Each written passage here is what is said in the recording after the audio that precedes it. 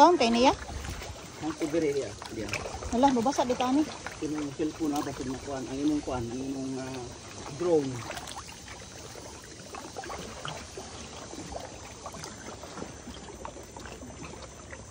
Wah, tugnawa.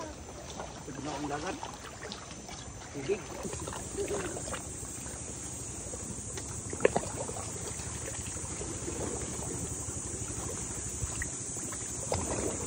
Kiri ang fossilized giant clam.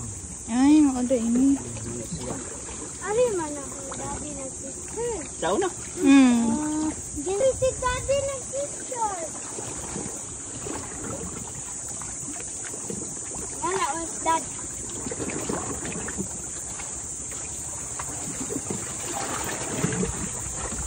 Ang giant fossilized clam, 1,000 million years.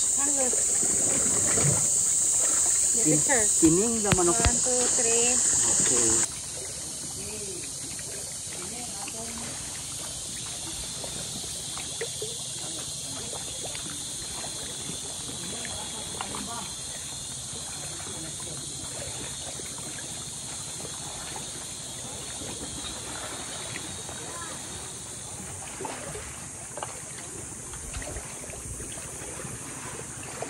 Daghan na nga bot.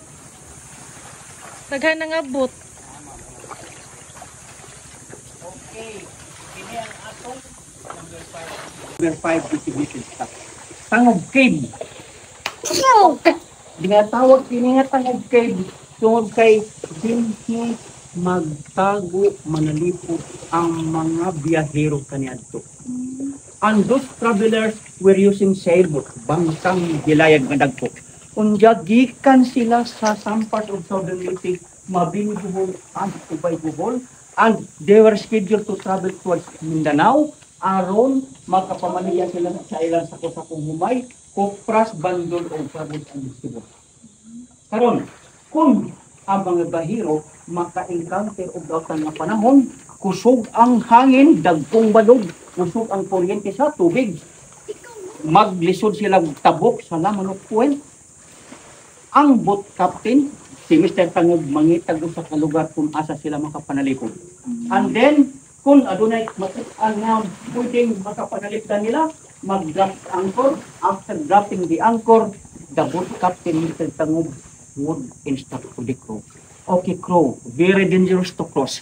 We'll have to gather our goods, our sack of rice, sack of okras, bundle of farros and vegetables from this sailboat and put to this cave for safety reason. Very exact area kung asa mang manalipod ang mga biyahero.